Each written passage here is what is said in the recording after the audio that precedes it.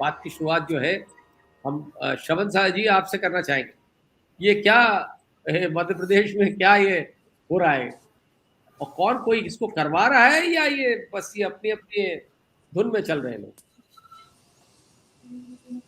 देखिए शरद जी, ये हम लोग भी थोड़ा ओवर इसको एम्फेसाइज कर रहे हैं और ओवर सिंपैथाइज कर रहे हैं। हाँ, ये समाजवादी पार्टी के साथ ही जुड़ गए हैं, तो वो और ज्यादा बताएंगे। मेरा ऐसा मानना है कि मेरा मानना है, हाँ, मतलब मैं ये जो समाजवादी पार्टी का जो मानना है वो अलग हो सकता है। मेरा मानना है कि मध्य प्रदेश में जो पूरी लड़ाई है वो कांग्रेस और बीजेपी के बीच में है और बहुत महत्वपूर्ण लड़ाई है। उसको अपन दो लिहाज से देखें। आपने कहा कि इंडिया अलायंस के लोग भी लड़ रहे हैं, इसलिए में ये डिबेट है। घोसी में उत्तर प्रदेश में इंडिया अलायंस ने चुनाव लड़ा मिलकर, और उसमें बीएसपी ने भी कैंडिडेट खड़ा नहीं किया और बीजेपी को हरा दिया। मैनपुरी पार्लियामेंट्री कॉन्स्टिट्यूएंसी में कांग्रेस ने भी खड़ा नहीं किया और डिंपल यादव जीत गई। उत्तराखंड में बागेश्वर में समाजवादी पार्टी ने खड़ा किया और कांग्रेस हार गई वहां। ये एक जो इम्प्रेशन मिल रहा है वो ये मिल रहा है कि इम्प्रेशन मिल रहा है, हकीकत नहीं भी हो सकती है, कि ये तमाम पार्टियां जो हैं, समाजवादी पार्टी भी और बीएसपी तो खैर है ही, और आम आदमी पार्टी भी जो है, जितनी पार्टियां खड़ी हुई हैं वो सब परसेप्शनली बता रहा हूं कि कांग्रेस को हराना चाहती हैं, बीजेपी की मदद करना चाहती हैं, पर उससे होगा कुछ नहीं। उससे होगा कोई, ये कहीं आवाज आ रही है, कोई म्यूट कर लें तो बहुत अच्छा है कहीं पे। बाकी लोग म्यूट कर ले तो अच्छा है। मैं भी ये जो है ना, ये जो परसेप्शन क्रिएट होगा, इसका जो नुकसान होगा वो लोकसभा में होगा। विधानसभा में तो ये लड़ाई पूरी की पूरी बीजेपी और कांग्रेस की है मध्य प्रदेश में। इसमें एसपी का, आम आदमी पार्टी का रोल नहीं है, बीएसपी का है थोड़ा सा। वो इस माने में है कि पिछली बार उनको 2 सीटें मिली थी और 5% वोट शेयर था उनका, 5.01%। पर वो भी 4 से 2 हो गई थी, मतलब 13 में जो 4 थी वो 2 हो गई थी।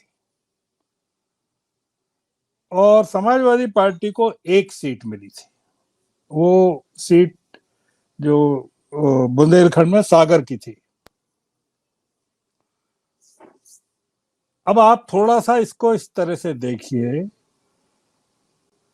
कि 2012 से 17 तक अखिलेश यादव उत्तर प्रदेश के मुख्यमंत्री थे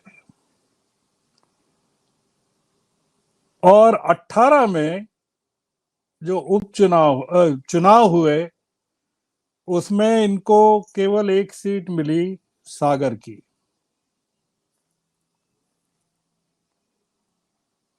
ये लोग 4 सीट पर रनर अप रहे,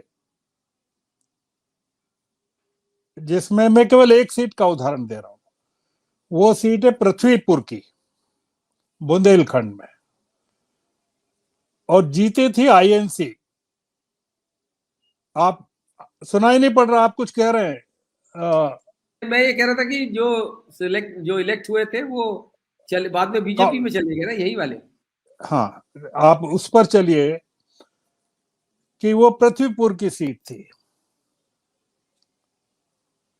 जब बाइपोल होता है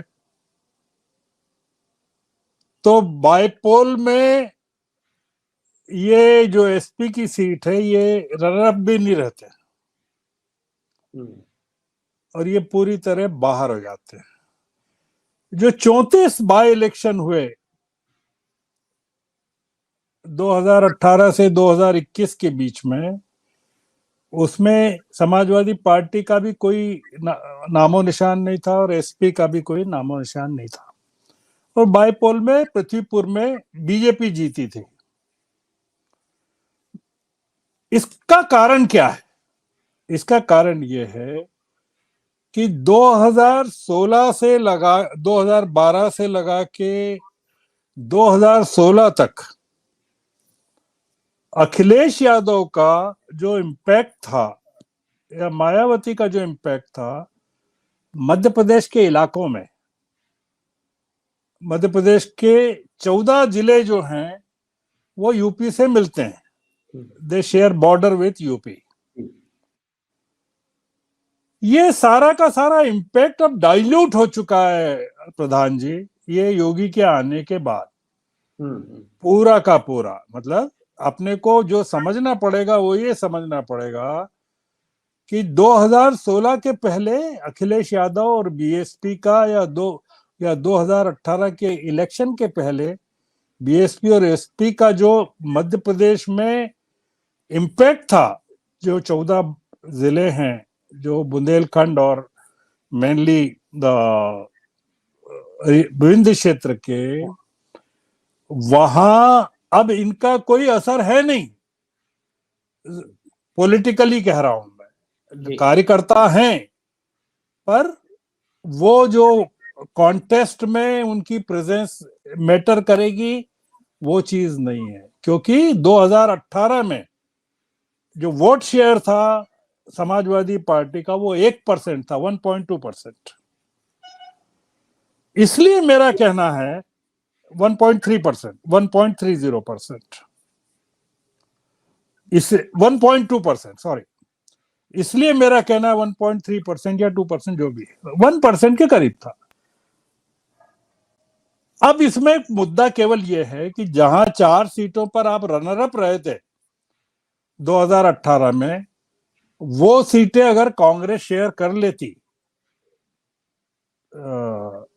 समाजवादी पार्टी के साथ तो इतना टंटा नहीं होता। और दिग्विजय सिंह ने कहा भी है कि हम 4 सीटों पर सहमत हो गए थे, और अगर इंडिया अलायंस को आगे बढ़ाना था तो एक जो जिसको कहना चाहिए ना जेस्चर वाली बात है कि आप 230 सीटों में ठीक है 4 सीटें आप समाजवादी पार्टी को दे दीजिए। मैं आम आदमी पार्टी की बात नहीं कर रहा हूं, समाजवादी पार्टी की बात, क्योंकि आगे चल के आपको यूपी में जाना है और यूपी में आपको अखिलेश के साथ सद्भावना का इलेक्शन लड़ना है। तो कांग्रेस की तरफ से सीटों की शेयरिंग में कमलनाथ ने जो दृष्टिकोण अपनाया वो बहुत ही एरोगेंस का था। वो जो भाषा है अखिलेश वखिलेश, ये जो भाषा है ये समाजवादी पार्टी को हर्ट करने वाली है। और मेरा ऐसा मानना है कि अगर 4 सीटें जहां रनअप रहे थे 2018 में, वो दे देते एज ए जेस्चर, क्योंकि कमलनाथ ने बहुत सारी सीटें ऐसी भी दी हैं जहां कांग्रेस बुरी तरह हारने वाली है। तो ये 4 सीटों पर समाजवादी हार भी जाते तो एक गुडविल जो है इंडिया अलायंस के लिए क्रिएट होती, और लोकसभा का इलेक्शन लड़ना।